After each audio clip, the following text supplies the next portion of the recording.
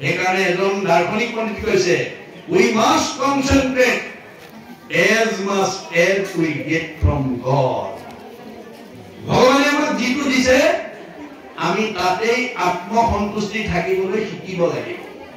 ভগৱানে দিয়াটো যি সন্তুষ্ট নাথাকে তাৰ জীৱনলৈ বিপদ নামি আহিব। এই কথা ভাগৱতে কৈছে।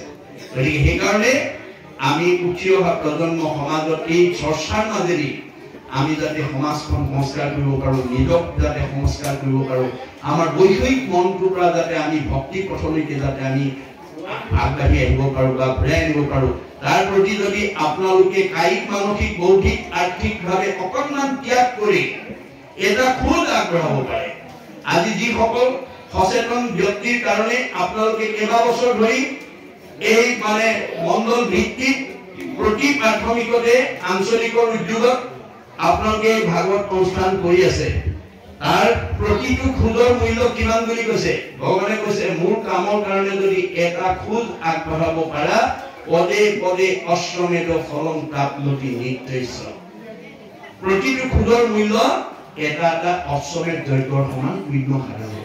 আৰু এইটোৱে হৈছে বেদবিহিত কৰ্ম বুলি কৈছে। অৰ্জুনক কৈছে, কৰ্মাণি অধিকাৰ অস্তি। এই অৰ্জুন, তোমাক মই কামৰ অধিকাৰটোৱে দিছো, মা ফল প্ৰদাসন, মোৰ পৰা কোনো ফল তুমি নিবিচাৰিবা। অৰ্জুনেতো আপত্তি কৰিছে, যদি ফলেই বিচাৰিব নালাগে তোমাক আৰাধনা কৰা মোৰ প্ৰয়োজন বা কি? কৃষ্ণই হাঁহি পেলাই কৈছে, কৃষ্ণই বোলে, শুনা তাৰ হেতু মহাবল, নুখুজিলে ঈশ্বৰে আপুনি দেন্ত ফল। হে অৰ্জুন, তুমি মোৰ পৰা ফল বিচাৰিব নালাগে, মই নুখোজাকে তোমাক ফল দি দিম। নুখোজাকে দিম, নুখোজাকে দিম। প্ৰমাণ, যেন আতি শিশু চোৱা বক্ষ নুখোজয়, তথাপিতো স্নেহে থাকি মাতৃস্তম দে। এটা কেঁচুৱাই গাখীৰ নিবিচাৰিলে বুলি মাকে বিচনাত পেলাই থৈ দিনটো কামতে আবদ্ধ হৈ নাথাকে।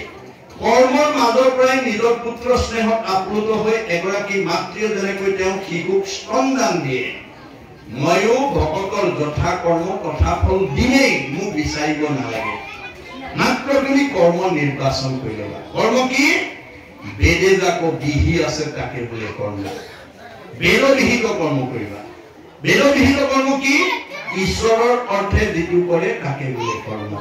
আজি আপোনালোকৰ এই সচেতন উদ্যোগীসকলৰ উদ্যোগত, প্ৰচাৰ শাখাৰ উদ্যোগত, আঞ্চলিকৰ সহযোগত আৰু প্ৰাথমিক শাখাৰ সহযোগত আজি আপোনালোকে এই বৈকুণ্ঠৰ কল্পটোৰ ভাগৱত শাস্ত্ৰ আজি ইয়াত প্ৰণয়ন কৰিছে। গতিকে এয়া ভগৱন্তৰ প্ৰদত্ত শক্তি, এইটোত যাতে আমি নিজক প্ৰয়োগ কৰিব পাৰোঁ।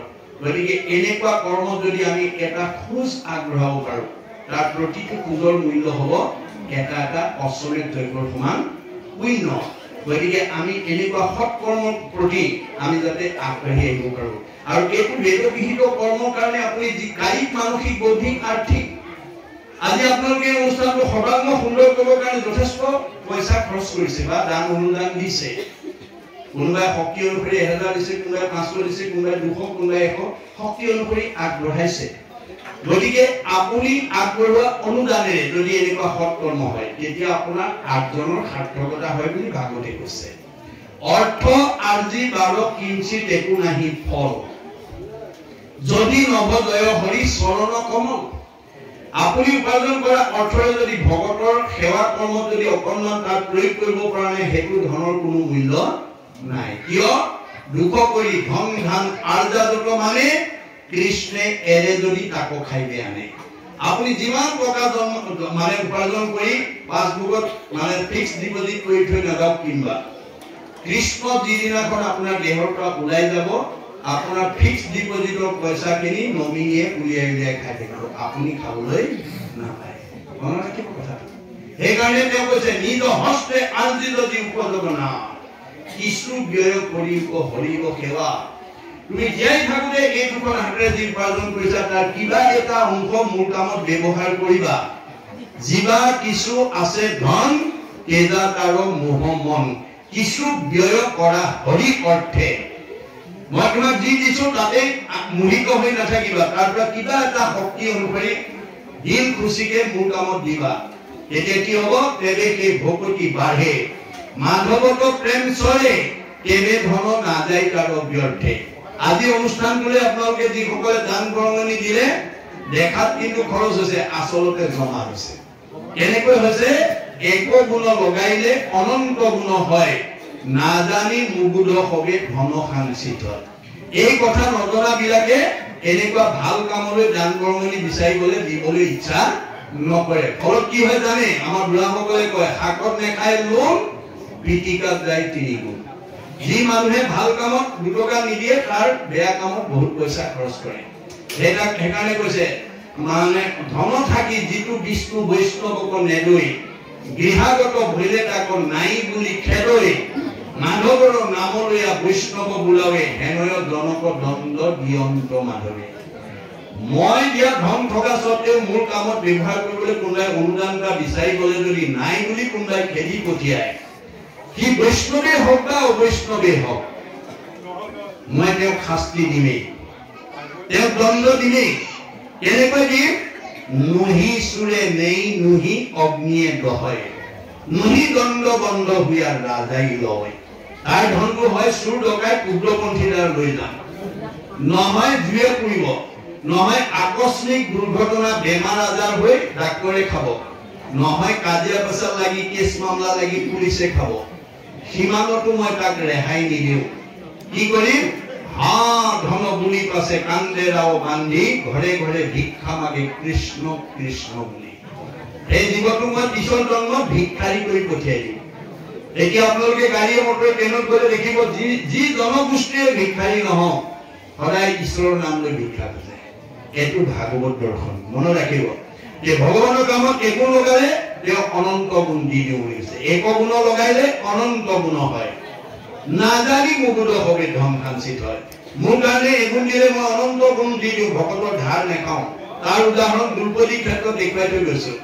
আপোনালোকে জানে ভগৱন্তৰ কৃষ্ণৰ 16,108 গৰাকী ভাৰ্যা, তাৰ ভিতৰত 8 গৰাকী সকলোতকৈ ধুনীয়া, 8 গৰাকীক তেওঁ সকলোতকৈ বেছি ভাল পায়। সেই 8 গৰাকীতকৈ তেওঁ দ্ৰৌপদীক বেছি ভাল পায়। এই কথাটো জানি 8 গৰাকী মনৰ ক্ষোভ যে আমি ইমান ধুনীয়া ধুনীয়া 8 গৰাকী থাকোতে আকৌ দ্ৰৌপদীকো ভাল পায়। তেওঁলোকে ভবাৰ লগে লগে কৃষ্ণই গম পাই গল, তেওঁলোকে ভুল ধাৰণা লৈ লৈছে যে মই কিয় দ্ৰৌপদীক ভাল পাওঁ। এই কথাটো যদি বাস্তৱ উদাহৰণৰ দ্বাৰা যদি তেওঁলোকক মই দেখুৱাই দিব নোৱাৰো, তেওঁলোকে মোৰ ওপৰত সদায় এই ক্ষোভটো ৰাখি থাকিব। এই বুলি ভাবি তেওঁ কি কৰিলে, এটা পৰিকল্পনা কৰি অস্ত্ৰ পৰিচালনাত আৰম্ভ কৰিলে, দ্ৰৌপদীক আমন্ত্ৰণ কৰিলে। অস্ত্ৰ পৰিচালনা কৰি থাকোতে অস্ত্ৰ লাগি আঙুলি কাটি তেল ওলাবলৈ ধৰিলে। আঙুলিৰ পৰা তেল ওলোৱা দেখি 8 গৰাকীয়ে ফটা কাপোৰ বিচাৰি ভিতৰ সোমালে। কিন্তু সেই মুহূৰ্ততে দ্ৰৌপদী আহি তেওঁৰ সন্মুখত থিয় হৈ অকণো অপেক্ষা নকৰি কৃষ্ণৰ আঙুলি তেল ওলোৱা দেখি পিন্ধি যোৱা শাৰীখনৰ আঁচল এটা ফালি তৎক্ষণাত আঙুলি বান্ধি তেজ ৰাখি দিলে। 8 গৰাকীয়ে ফটা কাপোৰ লৈ আহি দেখে, কৃষ্ণৰ আঙুলি বান্ধিলে। ভালেতো কৃষ্ণই ভাল পায়। তেতিয়াহে বুজি পালে যে কৃষ্ণই আচলতে দ্ৰৌপদীক দৈহিকভাৱে নহয়, আধ্যাত্মিকভাৱে বা ভক্তি ভাৱত ভাল পায়। সেইদিনা তেওঁলোক সংস্কাৰ হৈ গল। কিন্তু ভকতৰ এটুকুৰা বস্ত্ৰ ধাৰ লাগিল। এটুকুৰা বস্ত্ৰৰ ধাৰ অনন্ত বস্ত্ৰৰূপে পৰিশোধ কৰি দিছে কোনদিনা?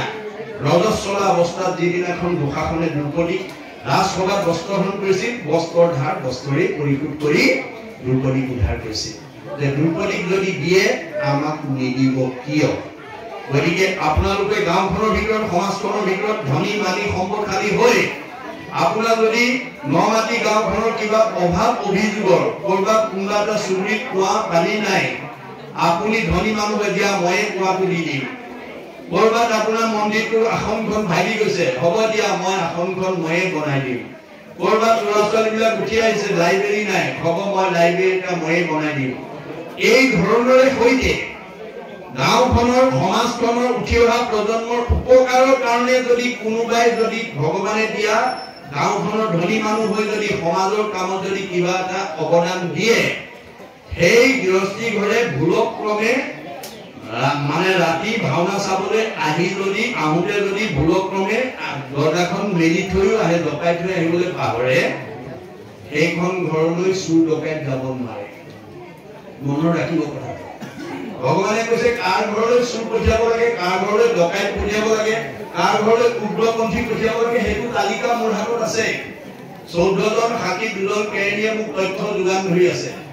গতিকে যি মানুহে ধন টকা পইচা থাকি সমাজৰ কামত সৎ কামত 2 টকা খৰচ নকৰে, সি মস্ত টকা লগাই থৈ গৈ 2 ঘণ্টাৰ কাৰণে গ'লেও মই টকা ভাঙি চব লৈ যাওঁ। আপোনালোকে মিডিয়াত দেখিছে।